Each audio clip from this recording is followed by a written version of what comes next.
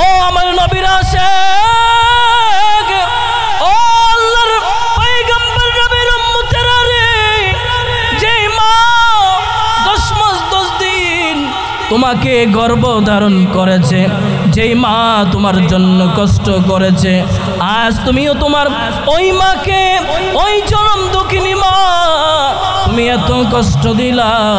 আজকে তুমি তোমার বউয়ের কারণে, আজ তুমি শ্বশুর পাইয়া, শাশুড়ি পাইয়া, আজ তুমি শালা-শালি পাইয়া, আপন মা আপন বাবাকে তুমি যুবক ভুলে গেলে রে যুবক। ওরে যুবক, আল্লাহ পাক রব্বুল আলামিন বলে দিয়েছেন 3 শ্রেণীর ব্যক্তির দোয়া আমার আল্লাহ সাথে সাথে কবুল করেন। 1 নম্বর হচ্ছে মজলুমের দোয়া, 2 নম্বর হচ্ছে মুসাফিরের দোয়া, 3 নম্বর কোনো সন্তানের জন্য যদি মা বাবা দোয়া করে ওই দোয়া সাথে সাথে আমার আল্লাহ পাক রব্বুল আলামিন কবুল করেন। ও আমার প্রাণের মা, মা গো মা, কোথায় গেলে মুরে ছাড়িয়া, জনম দুঃখী এতিম আমি চাই না কেহ ফিরিয়া। আমি যখন ছিলাম আমার মায়ের উদরে, চলাফেরা করতেন যিনি কত কষ্ট করে। আমি যখন ছিলাম আমার মায়ের উদরে, চলাফেরা করতেন যে মায় কত কষ্ট করে। আমার সুন্দর মুখ দেখে মায়, আমার সুন্দর মুখ দেখে মায় বেতা যাইতে হাসাইয়া। ও আমার প্রাণের মা, মা গো মা, কোথায় গেলে মোরে ছাড়িয়া, জনম দুঃখী এতিম আমি চাই না কেহ ফিরিয়া। আল্লাহ পাক রব্বুল আলামিন মূসা আলাইহিস সালাতু ওয়াস সালামকে জানিয়ে দিলেন, আরে মূসা, আমি আল্লাহ 1 নম্বর কারণ কি তুমি জানতে চাও? মূসা পয়গম্বর নবী আল্লাহকে বলেন, গো আল্লাহ, আমি জানতে চাই কোন কারণ, 4টি কারণে ফেরাউনকে আপনি ধ্বংস করেন না। আল্লাহ পাক রব্বুল আলামিন মূসা নবীকে ডাক দিয়ে বলেন, মূসা রে, ওই 4টির কারণ 1 নম্বর হচ্ছে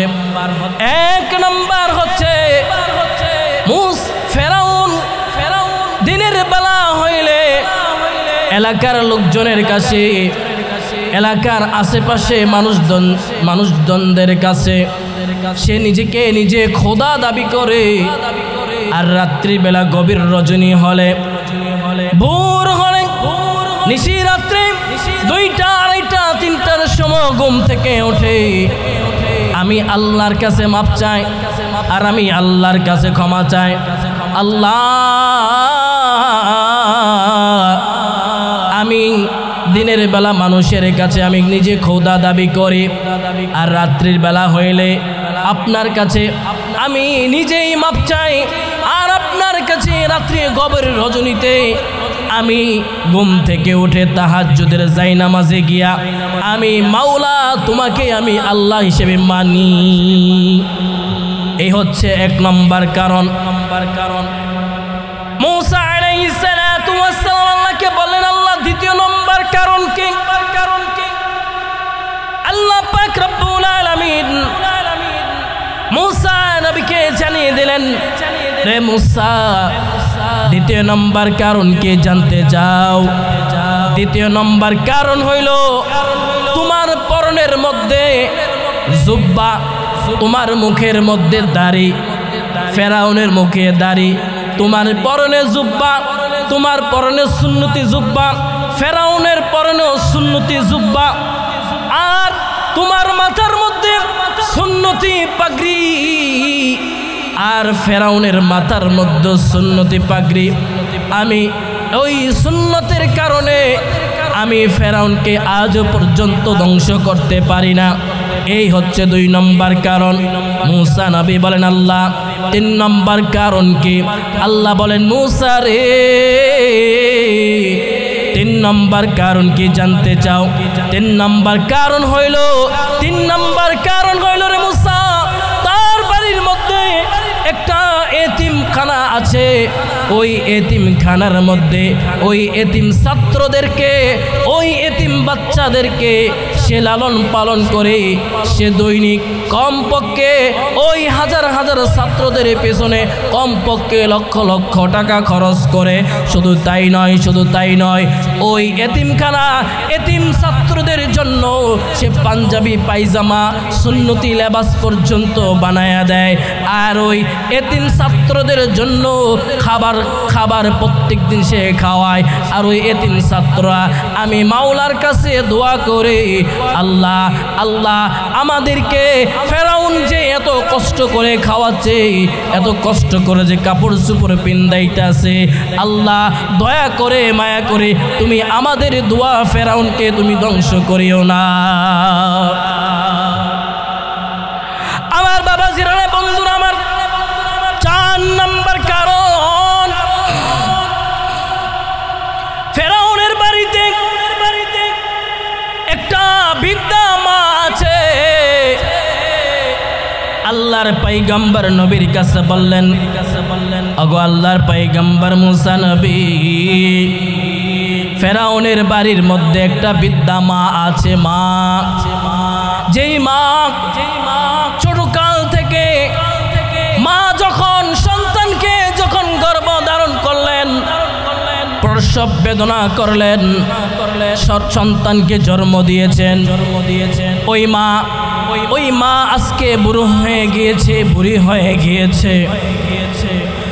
ওই তার ফেরাউনের মাকে আজ সে ছাড়তে পারে না, বলতে পারে না। তার বাড়ির মধ্যে যে বৃদ্ধা মা আছে, বুড়ি মা আছে, ওই বুড়ি মাকে সে গোসল করায় দেয়, আর জামা পরায় দেয়, আর নিজের হাত দিয়ে নলা তুল্লা খাওয়ান খাওয়ায় দেয়। ওই রব্বুল আলামিনের দরবারে,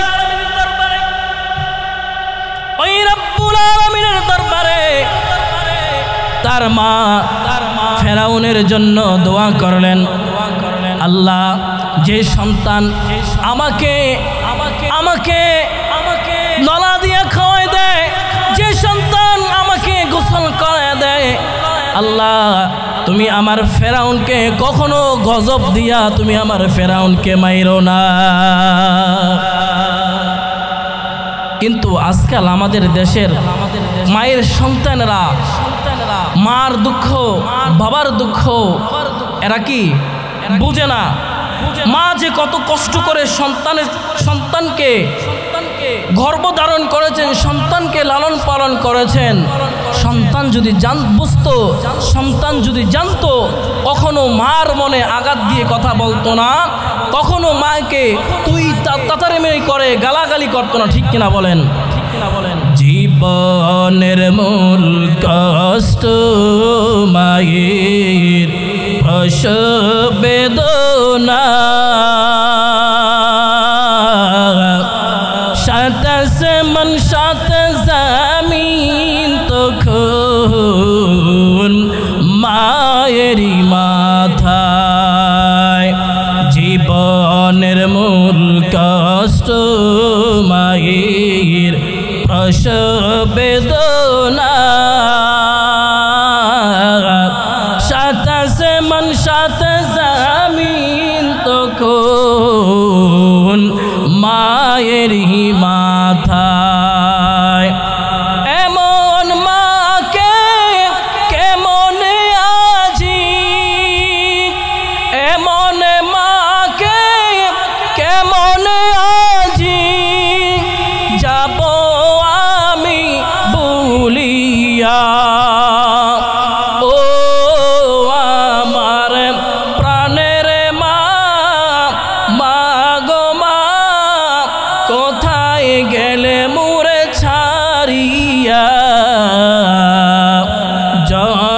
দুঃখী ইয়েতিম আমি চাই না কেহ ফিরিয়া। আমি যখন ছিলাম আমার মায়ের উদরে, চলাফেরা করতেন যিনি কত কষ্ট করে। আমি যখন ছিলাম আমার মায়ের উদরে, চলাফেরা করতেন যে মায় কত কষ্ট করে। আমার সুন্দর মুখ দেখে মায়, আমার সুন্দর মুখ দেখে মায় বেতা যাইতে হাসাইয়া। ও আমার প্রাণের মা, মা গো মা কোথায় গেলে মোরে ছাড়িয়া। জনম দুঃখী ইয়েতিম আমি চাই না কেহ ফিরিয়া।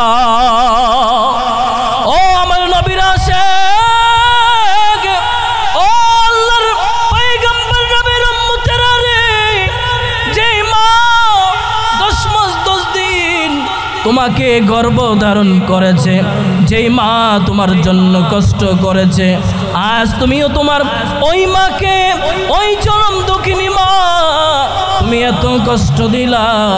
আজকে তুমি তোমার বউয়ের কারণে, আজ তুমি শ্বশুর পাইয়া শাশুড়ি পাইয়া, আজ তুমি শালা-শালি পাইয়া আপন মা আপন বাবাকে তুমি যুবক ভুলে গেলে। রে যুবক, ওরে যুবক, ওরে যুবক, আল্লাহ পাক রব্বুল আলামিন বলে দিয়েছেন তিন শ্রেণীর ব্যক্তির দোয়া আমার আল্লাহ সাথে সাথে কবুল করেন। 1 নম্বর হচ্ছে মজলুমের দোয়া, 2 নম্বর হচ্ছে মুসাফিরের দোয়া, 3 নম্বর কোনো সন্তানের জন্য যদি মা বাবা দোয়া করে ওই দোয়া সাথে সাথে আমার আল্লাহ পাক রব্বুল আলামিন কবুল করেন। আল্লাহর পয়গম্বর নবী মুসা আলাইহিস সালাতু ওয়াস সালাম আল্লাহ পাক রব্বুল আলামিনকে বললেন, ওগো আল্লাহ আমাকে একটা সাওয়ারি দেন, আমার একটা সাওয়ারি দরকার। আল্লাহ পাক রব্বুল আলামিন মুসা আলাইহিস সালাতু ওয়াস সালামকে ডাক দিয়ে বললেন, রে আল্লাহর নবী মুসা, ওই যে নদীর পাড়ের মধ্যে গিয়ে দেখো একটি ছোট্ট একটি মাসুম বাচ্চা নদীর পাড়ে নদীর কিনারার মধ্যে বসে আছে। আল্লাহর পয়গম্বর নবী মুসা বলেন, ওগো আল্লাহ ওই ছেলের কাছে আমি কিসের জন্য যাব? আল্লাহ বলেন, মুসা রে ওই ছেলের কাছে গিয়ে দেখো না, গিয়ে দেখো না আমি আল্লাহ তোমাকে কি দেখাই। আল্লাহর পয়গম্বর নবী মুসা আলাইহিস সালাতু ওয়াস সালাম আল্লাহর পয়গম্বর নবী মুসাকে নিয়ে যাও, ওই ছোট্ট বাচ্চার কথা ওই মেঘের টুকরা নিচে নেমে আসলেন, এসে আল্লাহর পয়গম্বর নবীকে নিয়ে গেলেন। আল্লাহর পয়গম্বর নবীকে যখন মেঘের টুকরা নিয়ে গেলেন, আল্লাহর পয়গম্বর নবী মুসা আলাইহিস সালাতু ওয়াস সালাম আল্লাহর দরবারে সিজদায় গিয়ে 2 হাত তুলে বলতেছেন, ওগো আল্লাহ এটা কেমন ছেলে গো যার কথা পর্যন্ত মেঘের টুকরা নিচে নেমে আসে। আল্লাহ পাক রব্বুল আলামিন মুসা আলাইহিস সালাতু ওয়াস সালামকে বললেন, রে আল্লাহর পয়গম্বর মুসা, তুমি কি জানতে চাও ওই ছোট্ট বাচ্চাটাকে? আল্লাহ পাক রব্বুল আলামিন এবার মুসা নবীকে বলতে লাগলেন, আল্লাহর নবী মুসা শোনো শোনো, এই ছোট্ট বাচ্চাটার জন্য তার মা যখন ঘুমাই গেলেন ঘরের মধ্যে, ঘুমের সময় ছোট্ট সন্তানটাকে ডাকতে বললেন, বাবাজি রে জানালার পাট বন্ধ করে দাও, আমার কষ্ট হয়। সন্তান চিন্তা ভাবনা শুরু করে দিলেন, চিন্তার মধ্যে পড়ে গেলেন কোন পাটটা আগে বন্ধ করব, কোনটা জানি বন্ধ করলে মার বেশি কষ্ট হয়। এদিক দিয়ে মা ঘরের মধ্যে ঘুমাই রইছে, সন্তান চিন্তার মধ্যে পড়ে গেলেন। রাত্রি যখন গভীর হয়ে যায় তারপরে সন্তান রাত্রিবেলা ঘুমাইতে যান না, মার কথা শুনবেন। মার মা যখন ঘুম থেকে উঠবে, মা যখন আমাকে বলবে বাবা জানালার পাট বন্ধ করে দাও, সন্তান চিন্তার মধ্যে পড়ে গেলেন আমি যদি দুটোটা জানালা পাট বন্ধ করে দেয় মার কষ্ট লাগতে পারে, আর একটা জানালা খোলা রাখলে মার বাহির থেকে বাতাস আসলে মা আরাম পাবে। এই চিন্তা করতে করতে ফজরের ওয়াক্ত হয়ে গেল। যখন মা ঘুম থেকে উঠে দেখলেন সন্তান মার মাথার কাছে দাঁড়াই লইলেন। মা ঘুম থেকে উঠে সন্তানের জন্য দোয়া করলেন, বাবা তুমি এখানে কি করো? সন্তান বললেন, মা আমি সারা রাত্রি পর্যন্ত আপনার একটা মুখের কথা শোনার জন্য আমি সারা রাত্রি পর্যন্ত আমি আপনার মাথার কাছে দাঁড়াইয়া লইছি, এখনো পর্যন্ত আপনি আমাকে নির্দিষ্ট করে বলেন নাই, না বলে আপনি ঘুমিয়ে পড়েছেন, আপনার যদি কষ্ট হয় সেজন্য আমি দাঁড়াই লইছি, কখন আপনি ঘুম থেকে উঠে আমাকে বলবেন। মা যখন চিন্তার মধ্যে পড়ে গেলেন রে বাবাজি, এইবার মা সন্তানের জন্য দোয়া করলেন রব্বুল আলামিনের কাছে দুই হাত তুলে যখন দোয়া করলেন, দোয়া করে আল্লাহকে বললেন, আল্লাহ যে সন্তান আমি মায়ের জন্য সারা রাত্রি পর্যন্ত দাঁড়ায় রইছে ওই সন্তানের কথা তুমি মানিও, ওই সন্তানের কথা আল্লাহ তুমি মানিও। এবার আল্লাহ পাক রব্বুল আলামিন মুসাকে বললেন, মুসা রে মায়ের দোয়া আমি আল্লাহ কবুল করেছি, মায়ের দোয়া কবুল করে সন্তানে যা ডাক দেবে, শুধু মেঘের টুকরা কেন আকাশের চন্দ্র সূর্যকে যদি চাইতো আমি আকাশের চন্দ্র সূর্যকে মায়ের দোয়া সন্তানের জন্য কবুল করে ওই সন্তানের এক ডাকে আমি আকাশের চন্দ্র সূর্যকে পর্যন্ত নিয়ে আসতাম।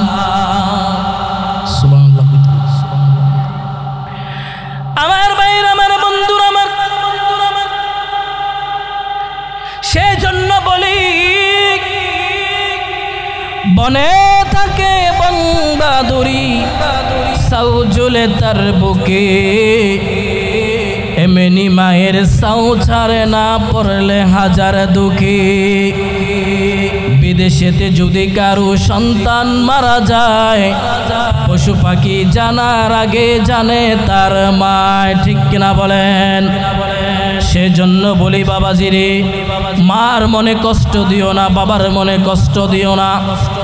এই জমিন থেকে যদি মাই যদি বিদায় হয়ে অন্ধকার কবরে চলে যায়, ওই মার জন্য বাবার জন্য যদি আল্লাহর দরবারে যদি মার কবরের সামনে দাঁড়াইয়া বাবার কবরের সামনে দাঁড়াইয়া সূরাতুল ফাতিহা পড়ে সূরাতুল ইখলাস পড়ে দুরূদ শরীফের আমল করে মার জন্য বাবার জন্য আল্লাহ পাক রব্বুল আলামিনের কাছে যদি মুনাজাত দিয়ে কাঁদতে পারেন, রব্বিরহামহুমা কামা রব্বায়ানি সাগীরা, রব্বিরহামহুমা কামা রব্বায়ানি সাগীরা। হে আল্লাহ, যেই মা যেই বাবা আমাকে 10 মাস 10 দিন লালন পালন করলো, আল্লাহ যেই মা যেই বাবা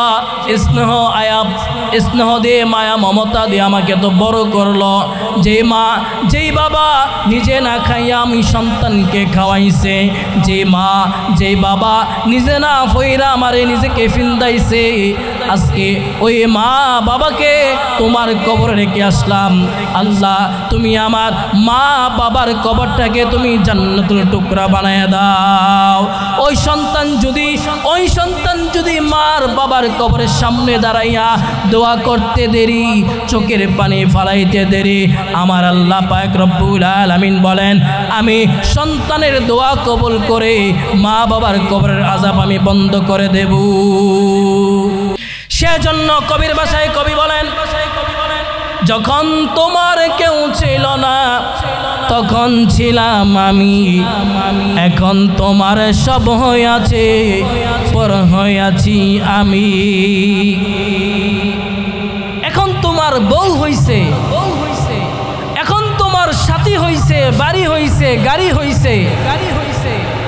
যেই মা যে বাবা রিক্সা চালায়া, যেই মা যে বাবা যখন রিক্সা চালাইতো, মা যখন মানুষের বাড়িতে যখন কাজ করতো, বুয়া হিসেবে থাকতো, ওই মা ওই বাবা নিজে না খাইয়া সন্তানকে মানুষ করার জন্য পরের বাড়িতে মাইন্সের বাড়িতে যাইয়া এত কষ্ট করেছেন সন্তানের জন্য। আজকে সন্তান ঢাকা শহরে আইসা ভার্সিটিতে পড়াশোনা করে, ভার্সিটির এক মেয়েকে প্রেম ভালোবাসা করে বিয়ে করে, কোটিপতির মেয়েকে বিবাহ করে। আজ মা কোথায় আর আজ বাবা কোথায়? বাড়িতে গেলে মাকে চিনে না, বাবাকে চিনে না, মাকে বলে বুড়ি আর বাবাকে বলে বুড়া। ওই ঘরে জনম দুঃখিনী মা আঁচল ধরে চোখের পানি মুছে আর কাঁদে, হাইরে হাইরে সন্তান, কার জন্য এতদিন আমি এত কষ্ট করেছি, যে সন্তানকে আমি না খাইয়া না পয়রা যে সন্তানকে পড়াইছি। আজ সন্তান 10 তলা বিল্ডিং এর মালিকের মেয়ে বিয়ে করে, 7 তলা বিল্ডিং এর মালিকের মেয়েকে বিবাহ করে, গাড়ি বাড়ির মালিক হয়ে আজ আমি মাকে ভুলে গিয়েছে। মাকে বলে ফকিন্নি আর বাবাকে বলে ফকিরা। নাউজুবিল্লাহ বলতেন না? আপনাদের এই নারায়ণগঞ্জের মধ্যে কি আছেন এরকম কুলাঙ্গার সন্তান? আসেনি বাবাজি, আসেনি বাবাজি। বউয়ের কথা মাকে পর্যন্ত মারতে যায়, বউয়ের কথা মাকে পর্যন্ত গালাগালি করে, মায়ের দূর করে।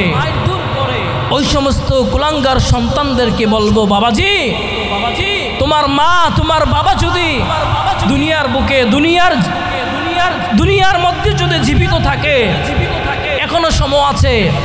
মার কাছে গিয়ে বাবার কাছে গিয়ে 2 হাত ধরে মার পায়ের নিচে পড়ে যাও। মা তোমার জন্য জান্নাত, মা যদি তোমার জন্য দোয়া করে তুমি সন্তান জান্নাতে যেতে পারবা। আল জান্নাতু তাহতা আকদামিল উম্মাহাত। রাসূল সাল্লাল্লাহু আলাইহি ওয়াসাল্লাম বলেন, মায়ের পায়ের নিচে সন্তানের জন্য বেহেশত। সুবহানাল্লাহ বলেন। যদি কোনো সন্তান দৈনিক মার চেহারার দিকে একবার, কয়বার? মার চেহারার দিকে যদি একবার সুনজরে তাকায়, আল্লাহ পাক রব্বুল আলামিন বলেন তার জন্য একটি মকবুল হজের সওয়াব লেখা হয়ে যাবে। সুবহানাল্লাহ। বাবাজি, অনেক মুরব্বিনে বাবা আছেন, অনেক যুবক ভাই আছেন, আপনি তো চিন্তা করেন মার জন্য বাবার জন্য, যে মাকে আমি কত কষ্ট দিয়েছি। আপনাদের কারোর যদি মা যদি জীবিত থাকে, ওই মার কাছে আজকে রাত্রি যাইয়া ঘরের মধ্যে যদি মা জনম দুঃখিনী মা যদি ঘরের মধ্যে থাকে, মার কাছে গিয়ে মাপ চাবেন আর বলবেন, মা জীবনে আমি অনেক অন্যায় করেছি, অনেক পাপ করে ফেলেছি, আল্লাহর ওয়াস্তে আমাকে মাফ করে দেন।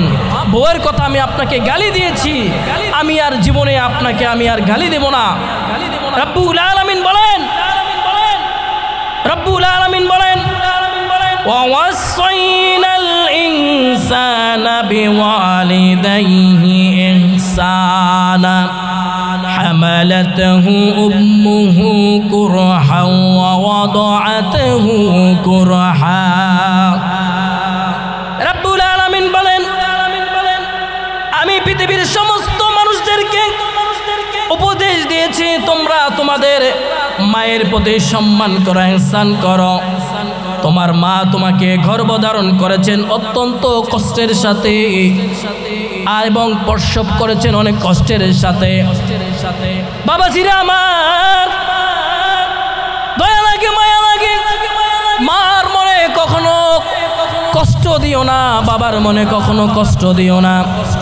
মার মনে যদি কষ্ট দাও, বাবার মনে যদি কষ্ট দাও, আল্লাহ রাব্বুল আলামিন জানিয়ে দিলেন, মার মনে কষ্ট দিলে, বাবার মনে কষ্ট দিলে আমি আল্লাহ পর্যন্ত কষ্ট পাই। কারণ যে মা তোমার জন্য 10 মাস 10 দিন কষ্ট করছে, ওই মাকে যদি তুমি ভালোভাবে রাখতে পারো, ওই মাকে যদি তুমি সুন্দরভাবে রাখতে পারো, ওই মায়ের দোয়া তুমি সন্তান জান্নাতে যেতে পারবে। আল্লাহ পাক রব্বুল আলামিন কোরআনে কারীমের মধ্যে বলেন, আলাম নাজআল লাহু আইনাইনি ওয়া লিসানান ওয়া শাফাতাইন। রব্বুল আলামিন বলেন, আমি যখন তোমাদেরকে সৃষ্টি করি তখন তোমাকে দুটি ঠোঁট, দুটি চোখ, দুটি হাত, দুটি পা দিয়ে আমি রব্বুল আলামিন তোমাকে জমিনে পাঠিয়েছি। আমি ইচ্ছে করলে আমি তোমার মায়ের গর্ভের মধ্যে, আমি আল্লাহ ইচ্ছে করলে তোমার মায়ের পেটের মধ্যে আমি তোমাকে মেরে ফেলতে পারতাম, কিন্তু আমি তা করি নাই। আমি রব্বুল আলামিন, আমার দয়া হয়েছে, আমার মায়া হয়েছে, সেজন্য আমি তোমাকে তো দয়া করে, মায়া করে, কষ্ট করে জমিনের মধ্যে আমি তোমাকে সুন্দর করে বানিয়ে পাঠাইছি। খবরদার, কখনো মার মনে, বাবার মনে আঘাত দিয়ে কেউ কথা বলবেন না। আল্লাহ পাক রব্বুল আলামিন কোরআনে কারীমের মধ্যে জানিয়ে দিলেন, যালিকাল কিতাবু লা রাইবা ফীহি হুদাল লিল মুত্তাকিন। আমি আল্লাহ কোরআন নাজিল করেছি মুত্তাকিদের জন্য। আমার কোনো বান্দা বান্দিরা যদি জান্নাত পেতে চায়, আমার কোনো বান্দা বান্দিরা যদি জান্নাতে যাওয়া আশা করে, তারা যদি রমজান মাস আসলে, সারা বছর আসলে যদি কোরআনটা খুলে যদি পড়তে পারে, ওই কোরআনে কারীম জানিয়ে দিলেন, আমি আল্লাহর কাছে ওই কোরআন একদিন সাক্ষী দেব। আর কোরআন জানিয়ে দিলেন, যদি কোরআনে কারীম যদি আপনি ঠিকভাবে পড়তে পারেন, কোরআন যদি মুখস্থ করতে পারেন, কোরআনের হাফেজ যদি হতে পারেন, ওই কোরআনের প্রেমিকের কারণে আমার আল্লাহ পাক রব্বুল আলামিন আপনাকে জান্নাতে দিয়ে দিবে। শুধু তাই না রে বাবাজি, তাই না, রব্বুল আলামিন বলেন, আমি আল্লাহর জন্য যদি এই জমিনের মধ্যে বিসর্জন দিতে পারো, আমি আল্লাহর জন্য যদি এই জমিনের মধ্যে যদি জমিনের সব কিছু ত্যাগ দিতে পারো, জমিনের মায়া মহব্বত ত্যাগ দিয়ে, বাড়ি গাড়ি লোভ লালসা ত্যাগ দিয়ে যদি আমি আল্লাহকে চিনতে পারো, আমি আল্লাহ পাক রব্বুল আলামিন জানিয়ে দিয়েছি, ইয়া আইয়ুহাল্লাযীনা আমানুস্তাঈনু বিস-সাবরি ওয়াস-সালাহ ইন্নাল্লাহা মা'আস-সাবিরিন। আল্লাহ বলেন, যারা আমাকে পাওয়ার ইচ্ছে আছে, যারা আমাকে পাইতে চাও, তোমরা তারা যদি ইয়া আইয়ুহাল্লাযীনা আমানুস, হে ঈমানদারগণ, ইস্তাঈনু, ধৈর্য এবং নামাজের মাধ্যমে, ইন্নাল্লাহা, নিশ্চয়ই আল্লাহ তাআলা মা'আস-সাবিরিন, রব্বুল আলামিন ধৈর্যশীলদের সাথে আছেন। আল্লাহ বলেন, দুনিয়ার জমিনে যদি কোনো মা, যদি কোনো বাবা তার সন্তানকে কোরআনের হাফেজ বানাইতে পারে, কি কোরআনের হাফেজ, এবং একজন মাওলানা যদি বানায় যাইতে পারেন, ওই মাওলানার কারণে, কোরআনের হাফেজের কারণে রব্বুল আলামিন বলেছেন, আমি ওই বাবাকে, ওই মাকে, শুধু তাদেরকে নয়, তাদের আত্মীয় স্বজন যারা আছে তাদেরকে আমি আল্লাহ জান্নাতে দিয়ে দিব। সুবহানাল্লাহ। রব্বুল আলামিন বলেন,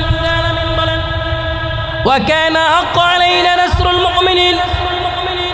এই যে কোরআন আমি নাজিল করেছি, কোরআন, এই কোরআন দিয়ে যে ব্যক্তি ইসলামকে পরিচর্যা করবে, ইসলাম চালাবে, ইসলামের জন্য দাওয়াত দিবে, আমি আল্লাহ তার মরণে, কবরে, হাসরে, মিজানে, পুলসিরাতে আমি আল্লাহ তার জন্য গার্জিয়ান হয়ে আমি আল্লাহ তাকে জান্নাতে পৌঁছাবো। শুধু তাই না রে বাবাজি, আল্লামা বিশর হাফি রহমাতুল্লাহি আলাইহি কোরআনের কারণে আল্লাহর ওলি হয়েছেন, কোরআনের কারণে আল্লাহর বুজুর্গ হয়েছেন। পথিমধ্যে রাস্তার মধ্যে যখন বন্ধু বান্ধবদের সাথে যখন মদের আড্ডায় গেলেন মদ খাওয়ার জন্য, পথিমধ্যে একটি কাগজের টুকরা পাইলেন। কাগজের টুকরাটা হাতে নিলেন, হাতে নিয়ে যখন বন্ধু বান্ধবদেরকে বলতেছে আর চুমু খাইতেছে, বন্ধু বান্ধবদেরকে বলতেছি বন্ধু বান্ধবেরা আমি আজ তোমাদের সঙ্গে মদের আড্ডায় যাব না, তোমরা যাও। এই কথা বলে যখন বাড়ির মধ্যে চলে আসলেন, বাড়ির মধ্যে চলে এসে মাকে দেখালেন, মা দেখেন তো এই কাগজের টুকরার মধ্যে কার নাম লেখা আছে। মা বলে বাবাজি এই কাগজের টুকরার মধ্যে আমার ওই রব্বুল আলামিনের নামটা লেখা আছে। শুধু তাই নয়, তাই নয়, রব্বুল আলামিন বলেন যদি কোনো ব্যক্তি আমার কোরআন যদি সম্মান করতে পারে আমি তার সম্মান আমি আমার আউলিয়া গাউস কুতুবের নামের সাথে লিখে দেব। সেই জন্য আল্লামা বিশর হাফি রহমাতুল্লাহি আলাইহি সে কি করলেন, ওই তার মাকে বললেন মা এই কাগজটাকে কি করা দরকার, এই কাগজটাকে সুরমা তোর লাগাইয়া কাপড়ে কাপড়ে পেঁচাইয়া এই কাগজটাকে এত উপরে স্থান দিল। পরের দিন রাত্রিবেলা যখন ঘুমাইতে গেলেন, ঘুমের মধ্যে ঘুমের ঘরে কে যেন বিশরকে ডাকলেন, ইয়া বিশরু রাফাতা ইসমি ফালা ফারাকা। কে রে বিশর পথ থেকে করিয়ে নে, আমার নামটা কি তুই এত উপরে স্থান দিলে রে বিশর? আমি তোর নামটাকে আমি আমার আউলিয়া গাউস কুতুবের নামের সাথে লিখে দিলাম, আমি আমার আউলিয়া গাউস কুতুবের নামের সাথে লিখে দিলাম। আল্লাহ পাক রব্বুল আলামিন তার মাকে বললেন, হে বিশরের মা তোমার সন্তানকে আমি আমার আউলিয়া গাউস কুতুবের নামের সাথে লিখে দিলাম একমাত্র কোরআনের কারণে, কোরআনকে হেফাজত করার কারণে বিশরকে আল্লাহ পাক রব্বুল আলামিন তার নামটাকে আমার আল্লাহ পাক রব্বুল আলামিন ওলির খাতার মধ্যে লিখে দিলেন। আমার বাবাজিরে বন্ধুরা রে, আল্লাহর পয়গম্বর নবী মুসা আলাইহিস সালাতু ওয়াস সালাম তুর পাহাড়ের মধ্যে যখন আল্লাহর সাথে দেখা করলেন, আল্লাহর সাথে যখন সাক্ষাৎ করলেন, আল্লাহ পাক রব্বুল আলামিনকে বললেন, আল্লাহ আল্লাহ আপনি কি ফেরাউনকে ধ্বংস করতে পারেন নাই, যে চারটির কারণে ফেরাউনকে ধ্বংস করলেন না? আল্লাহ বলেন, মুসা রে আমি তোমাকে জানিয়ে দিচ্ছি, তোমাকে জানিয়ে দিতেছি, তুমি সহ তোমার ভাই হারুন সহ ফেরাউনের রাজদরবারে গিয়ে তোমরা ফেরাউনকে ইসলামের দাওয়াত দাও। আর ফেরাউনকে বলো, রে ফেরাউন আল্লাহ আমাদেরকে পাঠাইছেন কিসের জন্য? আল্লাহ পাঠাইছেন একমাত্র তুমি আল্লাহর রাস্তায় আসার জন্য। আমার আল্লাহ পাক রব্বুল আলামিন আমাদেরকে পাঠাইছেন। মুসা আলাইহিস সালাতু ওয়াস সালাম আল্লাহকে এবার জিজ্ঞাসা করেন, আল্লাহ কেমন করে ফেরাউনকে আমরা আল্লাহর পথে আনবো, দ্বীনের দাওয়াত দেব? আল্লাহ বলেন, মুসা রে মুসা তোমার হাতের মধ্যেটা কি? আল্লাহর পয়গম্বর নবী মুসা আলাইহিস সালাতু ওয়াস সালাম বলেন, আল্লাহ আমার হাতের মধ্যে এটা লাঠি, এই লাঠি দিয়ে আমি মেশক চড়াই, এই লাঠিটা আমার শ্বশুর জান আমাকে দিয়েছেন। আল্লাহ পাক রব্বুল আলামিন মুসা পয়গম্বর নবীকে বলেন, রে মুসা তোমার হাতের লাঠি গানা মাটির মধ্যে ফেলায়া দাও। মুসা নবী বলে, আল্লাহ কিসের জন্য ফেলাবো? আল্লাহ বলেন, মুসা রে একবার লাঠিটা নিচে মাটির মধ্যে ফেলায়া দেখো না আমি তোমার লাঠিকে কিসের পরিণত করি। আল্লাহ পাক রব্বুল আলামিনের কথা মুসা আলাইহিস সালাতু ওয়াস সালাম লাঠিটা মাটির মধ্যে ফেলাইয়া দিলেন। লাঠিটা যখন মাটির মধ্যে ফেলাই দিলেন, লাঠিটা মাটির মধ্যে ফেলাই দেওয়ার সাথে সাথে সাপটা বিশাল বড় অজগরের সাপের পরিণত হয়ে গেলেন। আল্লাহ পাক রব্বুল আলামিন মুসাকে ডাক দিয়ে বললেন, রে মুসা রে লাঠিটা আবার হাতে নাও। যখন লাঠিটা সাপটা ধরলো, ধরার সাথে সাথে আবার সাপটা লাঠির পরিণত হয়ে গেল। আল্লাহ পাক রব্বুল আলামিন মুসা নবীরে বলেন, মুসা রে যে লাঠিটাকে আমি সাপের পরিণত করেছি, এই লাঠিটা হচ্ছে তোমার জন্য মুজিজা। এই লাঠি দিয়ে ফেরাউনের রাজ দরবারের মধ্যে যাইবা, আর ফেরাউনকে কি বলবা, ফেরাউন আমার কাছে আল্লাহ পাক রব্বুল আলামিন যে মুজিজা দিয়েছেন তা দেখে ফেরাউন দলবল তোমার প্রতি কালেমা পড়ে সকল দল মুসলমান হয়ে যাবে। কিন্তু আজকাল আমাদের দেশে দেখা যায় আল্লাহ পাক রব্বুল আলামিন আমাদেরকে যে জমিনের মধ্যে পাঠাইছেন, এই পৃথিবীর বুকে পাঠাইছেন মাত্র আল্লাহর ইবাদত করার জন্য, কিন্তু আমরা আল্লাহর ইবাদত করি না। আমরা ইসলামের বিরুদ্ধে কথা বলি, কোরআন হাদিসের বিরুদ্ধে কথা বলি, আল্লাহর বিরুদ্ধে কথা বলি, আল্লাহর রাসূলের বিরুদ্ধে কথা বলি। আমাদের দেশে আসে না নাই? আসেনি? এই তো গত কয়েকদিন আগে আল্লামা ডক্টর মিজানুর রহমান আল আজহারি সে একটি কথা বলেছিল, একদল খাইছে আরেক দল খাওয়ার জন্য রেডি। এ কথা কি কোনো সরকারকে কইছিনি? কথা কোন কোনো সরকারকে কইছিনি? কোনো সরকারকে বলেন নাই। বলছে কাদেরকে? যারা এ দেশের মধ্যে চুরি ডাহাতি যারা করতেছে তাদেরকে, এই কথাটা তাদেরকে ফলো করে ডক্টর মিজানুর রহমান আল আজহারি সাহেব কথাটা বলেছেন। কথাটা কিন্তু আমলিকরা বলে নাই, কথাটা কিন্তু বিএনপিকেও বলে নাই, কথাটা কিন্তু জামাত শিবিরকেও বলে নাই, কথাটা কিন্তু চরমুনার বিশ্বাস হাত পাকে কেউ বলে নাই। ঠিক কিনা বলেন? কথাটা কারে কইছে?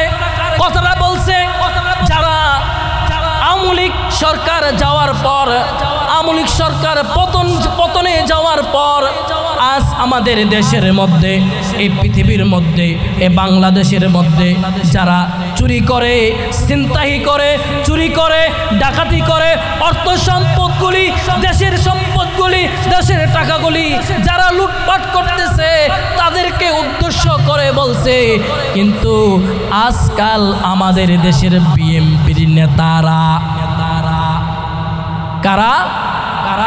আজকাল আমাদের দেশের বিএনপি নেতারা এরা নেতা না হয়ে আজ দেশের মধ্যে এরাও আওয়ামী লীগের সন্ত্রাসীদের মতন এরাও এই দেশের মধ্যে আলেমের বিরুদ্ধে কথা বলা শুরু করে দিয়েছে। আমি বলবো আমার যুবক ভাইয়েরা ও আমার যুবক ভাইয়েরা, তোমরা যারা ওই শেখ হাসিনা আওয়ামী লীগের মতন, তোমরা যারা এই দেশের মধ্যে আলেমের বিরুদ্ধে কথা বলবে, এই দেশের মধ্যে যারা ইসলামকে নিয়ে কটূক্তি করবে, এই দেশের মধ্যে যারা কোরআনের আইনের বিরুদ্ধে কথা বলবে, তাদের জন্য এ দেশের মধ্যে জায়গা নাই, তাদের মধ্যে দেশের মধ্যে ঠাঁই নাই। যারা এ দেশকে, এ রাষ্ট্রকে ইসলাম নিয়ে, কোরআন নিয়ে, যারা কোরআন দিয়ে যারা দেশকে, রাষ্ট্রকে পরিচালনা করবে, এ দেশের মধ্যে তারাই থাকতে পারবে। আর যারা এ দেশের মধ্যে, এ বাংলাদেশের মধ্যে, বাংলার জমিনের মধ্যে যারা কোরআন দিয়ে, যারা কোরআনের আইন দিয়ে রাষ্ট্রকে চালাইতে পারবে না, রাষ্ট্রকে পরিচর্যা করতে পারবে না, তাদের জন্য এই বাংলার জমিনে কোনো জায়গা নাই। আরো জুড়ে বলেন। আমি বলবো বাবাজিরে, বন্ধুরা রে, তোমরা যারা আজ আলেমের বিরোধিতা করতেছো, আজ আলেমদেরকে গালি দিচ্ছ, তোমরা যারা আমার ভাই মিজানুর রহমান আল আজহারিকে আজহারি না মাজারি বলে গালি দিয়েছো, খবরদার, তোমাদেরকে আমি জানিয়ে দিচ্ছি, তোমাদেরকে আমরা জানিয়ে দিতেছি, আলেম সমাজকে যদি খেপাইয়া দাও, যেমনি আওয়ামী লীগের সরকার এই দেশ থেকে বাগছে, তোমরাও কিন্তু হেলিকপ্টারের ওঠার সুযোগ পর্যন্ত পাইবা না। এ বাংলাদেশের আওয়ামী লীগের সরকার চুরি কইরা যেমনি হেলিকপ্টারে উঠতে পারছে, তোমাদের মতন নেতা ফেতারা ইসলামের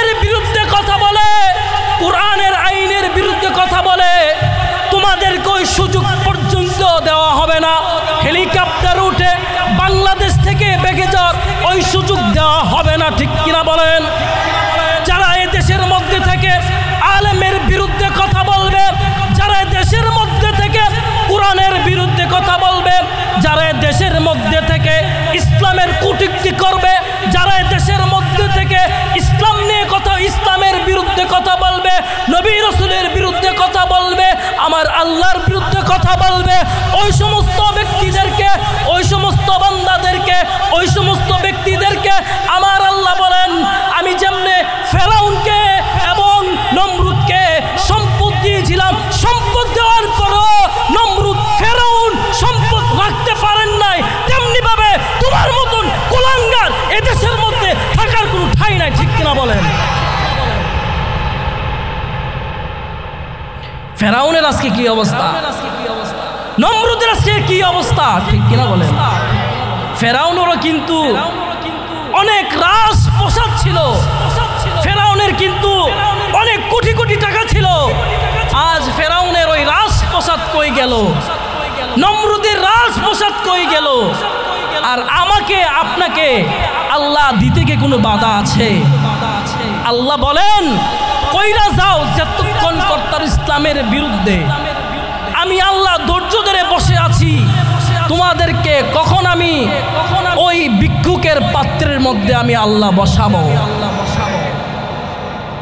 যেমনে দেশের মধ্যে, এই দেশের মধ্যে দেশের আলেমদেরকে যেমনে ধরে ধরে জেলের মধ্যে আটকাইয়া তাদেরকে শাস্তি দিয়েছো, আল্লামা দেলার হোসেন সাইদিকে যেভাবে তোমরা হত্যা করেছো, আল্লামা মামুনুল হক সাহেবকে তোমরা যেমন ভাবে 2-3 বছর জেলের মধ্যে আটকায় তাকে কষ্ট দিয়েছো, দিনের পর দিন, রাতের পর রাত আল্লামা মামুনুল হকের উপর নির্যাতন যেমন ভাবে করেছো, আজ তোমাদের অহংকার কোথায় গিয়েছে? আজ তোমাদের শক্তি কোথায় গিয়েছে? আজ তোমাদের রাজধানী কোথায় গিয়েছে? আজ তো তোমরা এই দেশের মধ্যে নাই, আজ তোমরা দেশ থেকে পালিয়েছো ইন্ডিয়ার তোমার বাবার মুদির কাছে। জামাই লাগে, জামাই লাগে, কি লাগে?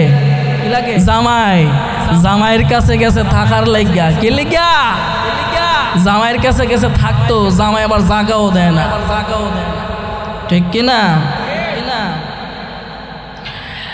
আল্লাহ পাক রব্বুল আলামিন মুসা আলাইহিস সালাতু ওয়াস সালামকে জানিয়ে দিলেন, রে মুসা তোমরা যাও, তুমি সহ তোমার ভাই হারুন সহ ফেরাউনের রাজদরবারের মধ্যে যাও।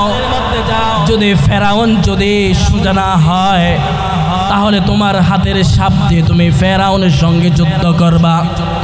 যেমনে আমাদের দেশের ছাত্র দলেরা এই যে 5ই আগস্টের দিন যেমনে যুদ্ধ করেছিল, আর কথা কয় না তো, আমাদের দেশের সন্তানেরা, আমাদের দেশের যুবকরা, আমাদের দেশের ছাত্ররা 5ই আগস্টের দিন যেমনে নামছে, এরা যদি ওই দিন বাংলাদেশের যদি তারা যদি যুদ্ধ না করত তাহলে আজকে বাংলাদেশ স্বাধীন দেশ হইতো না, ঠিক কিনা বলেন? আমার বাবাজিরা রে, বন্ধুরা রে, আমার মুসা আলাইহিস সালাতু ওয়াস সালাম আর ফেরাউনের রাজদরবারে গেলেন। ফেরাউনের রাজদরবারে গিয়ে ফেরাউনকে বলতেছেন, রে ফেরাউন, আমাকে আল্লাহ পাক রব্বুল আলামিন তোমার কাছে পাঠিয়েছেন। ফেরাউন বলে, কিসের জন্য? এখনো সময় আছে, আমার প্রতি কালেমা পড়ে মুসলমান হয়ে যাও, না হলে আল্লাহ পাক রব্বুল আলামিন তোমাকে এই জমিন থেকে বহিষ্কার করে দেবে, না হয় আমার আল্লাহ পাক রব্বুল আলামিন তোমার ক্ষমতাকে অপব্যয় করে তোমাকে আমার আল্লাহ ধ্বংস করে দিবে। ফেরাউনের রাজদরবারের মধ্যে আল্লাহর পয়গম্বর নবী মুসা আলাইহিস সালাতু ওয়াস সালাম, ওই যে আমার আল্লাহ তার হাতের লাঠিখানাকে সাপ বানাই দিয়েছেন, ওই লাঠিটা যখন ফেরাউনের সামনে যখন ফালাইলেন, মাটির মধ্যে ফালাই দিলেন, ফালানোর সাথে সাথে যখন সাপের পরিণত হয়ে গিয়েছে, সাপের পরিণত হয়ে যাওয়ার পর ফেরাউন যখন চিৎকার মেরে হাউমাউ করে বলতেছে, রে মূসা তোমার এই সাপকে থামাও, তোমার এই সাপকে থামাও, আমাকে খেয়ে ফেলবে। মূসা বলে খাওয়ার জন্যই তো এই সাপকে আমি তোমার সামনে হাজির করেছি, এখনো সময় আছে। আল্লাহর বিরুদ্ধে কথা না বলিয়ে, আল্লাহর বিরুদ্ধে কথা না বলিয়ে এখনো সময় আছে, কোরআনের পথে আসো, এখনো সময় আছে, ইসলামের পথে আসো। ইসলামের পথে যদি না আসতে পারো আমার এই সাপ কিন্তু তোমাকে খেয়ে ফেলবে। তারপরও ফেরাউন ঠিক হয় নাই। ফেরাউন মূসা নবীকে বললেন, রে মূসা আগামীকাল আমার রাজপ্রাসাদের মধ্যে, রাজ দরবারের মধ্যে তোমার এই সাপের পরীক্ষা হবে। যদি তোমার সাপ যদি আমার রাজ দরবারের মধ্যে ফাঁস করে তাহলে আমি ফেরাউন ওয়াদা দিলাম আমি সহ আমার যতগুলি দলবল আছে সবাইকে নিয়ে আমি কালেমা পড়ে মুসলমান হয়ে যাব। পরের দিন সকালবেলায় যখন রাজ দরবারের মধ্যে ফেরাউনের সাপ যারা সাপুরি তাদেরকে দাওয়াত করলো, সবাই আসলো। মূসা নবীর আসতে লেট হয়েছে। চিন্তা করছে ফেরাউন মনে হয় মূসা আসবে না, মূসা আসবে না, মূসা আসবে না। কিছুক্ষণ পর দেখলেন আল্লাহর পয়গম্বর নবী মূসা আলাইহিস সালাতু ওয়াস সালাম তার রাজ দরবারে ওই লাঠিটা নিয়ে হাজির হয়ে গেলেন। এবার মূসা আলাইহিস সালাতু ওয়াস সালাম ফেরাউনের রাজ দরবারে আসলেন। ফেরাউনের রাজ দরবারে এসে ফেরাউনকে বললেন, আমি আসছি তোমার রাজ দরবারের মধ্যে, এবার তোমার সঙ্গে আমার খেলা হবে। এবার রাজ দরবারের সকলকে ডাক দিয়ে বললেন, তোমার রাজ দরবারের মধ্যে যদি আমার সাপ যদি ফাস্ট হয় তুমি সহ তোমার দলবল সহ সকলকে নিয়ে ইসলামের পথে আসবে, কোরআনের পথে আসবে, আমার আল্লাহর পথে আসবে। যদি আসতে পারো তাহলে আমার আল্লাহ তোমাকে ক্ষমা করে দেবে। যখন খেলা শুরু হয়ে গেল রে বাবাজি, খেলা শুরু হয়ে গেল। খেলা শুরু হওয়ার পর যখন ফেরাউনের সাপুরিদেরকে বলল, সাপুরিরা তোমরা এবার রাস্তার মধ্যে সাপগুলি নামাই দাও। যখন সাপগুলিকে নামাই দিল ফেরাউন তার সাপকে নিজ মাটির মধ্যে ফেলাইলেন না, মাটির মধ্যে নামাইলেন না।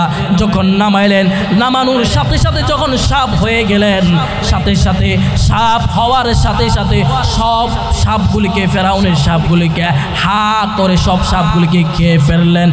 এবার ফেরাউন ভয় পেয়ে গেলেন, চিন্তার মধ্যে পড়ে গেলেন, কি করবে কি করবে, না ইসলাম গ্রহণ করব, না ইসলামের পথে আসবো না। সকল তারা ফেরাউন সহকারে, ফেরাউন ইসলামের পথে আসে নাই। ফেরাউন ছাড়া বাকি যত দলেরা আছে সবাই ইসলামের পক্ষে চলে আসছে। সেই জন্য বলে আমার বাবাজি যত বাহাদুরি করো এই দুনিয়ার মধ্যে বাহাদুরি করে টের পাইবা না, এই দুনিয়ার মধ্যে বাহাদুরি করে কেউ রেহাই পাইবা না। আমাদের দেশের সরকার পর্যন্ত রেহাই পাই নাই, ফেরাউন রেহাই পাই নাই। ফেরাউন যেমনে রেহাই পান নাই তেমনে আল্লাহ পাক রব্বুল আলামিন দেশের কোনো মানুষদেরকে, দেশের কোনো মুসলমানদেরকে রেহাই দিবে না। সেই জন্য বলে আমার বাবাজিরা ইসলামের বিরুদ্ধে কথা বলবেন না, কোরআন হাদিসের বিরুদ্ধে কথা বলবেন না। ইসলামের পথে চলবেন, কোরআন হাদিসের পথে চলবেন, দেখবেন আপনার ঘর শান্তি, দুনিয়া শান্তি, আখিরাতের গিয়ে শান্তি পাইবেন। আপনি কি ভাবছেন কোরআন হাদিসের বিরুদ্ধে কথা বলে কেউ কি দেশে থাকতে পারছে? কেউ দেশে থাকতে পারেন নাই, থাকতে পারবে না। আমি সেই জন্য বলবো কোরআনের পক্ষে যারা কথা বলবেন, কোরআন নিয়ে যারা দেশ চালাবেন, আল্লাহ পাক রব্বুল আলামিন বলেন যালিকাল কিতাবু লা রাইবা ফি হুদাল লিল মুত্তাকিন। ওদের জন্য এই কোরআন, যারা মুত্তাকি তাদের জন্য কোরআন। আল্লাহ বলেন বান্দা যদি তুমি গুনাহ করে থাকো ওই গুনার জন্য আমি আল্লাহর কাছে কান্দো, যদি তুমি পাপ করে থাকো তোমার পাপের জন্য আমি আল্লাহর কাছে কান্দো। যত কান্দবা, যত বেশি বেশি করে কাঁদবা, তোমার চোখের এক ফোঁটার পানির কারণে আমি আল্লাহ তোমার গুনাহগুলি মাফ করে দেব। শুধু তাই নয়, তুমি কোরআন মানলে আমি তোমাকে কোরআনের প্রেমিকের সঙ্গে জান্নাতে পাঠাবো। ওয়াবতাগু ইলাইহি ওয়াসিলা, তোমরা ওয়াসিলা তালাশ করো কি ওসিলা? যাদের সঙ্গে জান্নাতে যেতে পারবে, কোরআনে হাফেজ হোক, মাওলানা হোক, ইমাম সাহেব হোক, তাদের সঙ্গে বন্ধুতা রাখবেন। মসজিদের ইমাম সাহেবদের সঙ্গে বন্ধুতা রাখবেন, মাওলানা মুফতি সাহেবদের সাথে বন্ধুতা রাখবেন। দেখবেন আখিরাতে আপনি যদি বিপদে পড়ে যান, মুসিবতে পড়ে যান, ওই আখিরাতের মধ্যে আপনার বন্ধু কোরআনে হাফেজ, মাওলানা, মুফতি, তার সঙ্গে দুনিয়াতে চলছেন, ওই ব্যক্তি আপনাকে না নিয়ে এসে জান্নাতে যাবে না। সুবহানাল্লাহ বলে।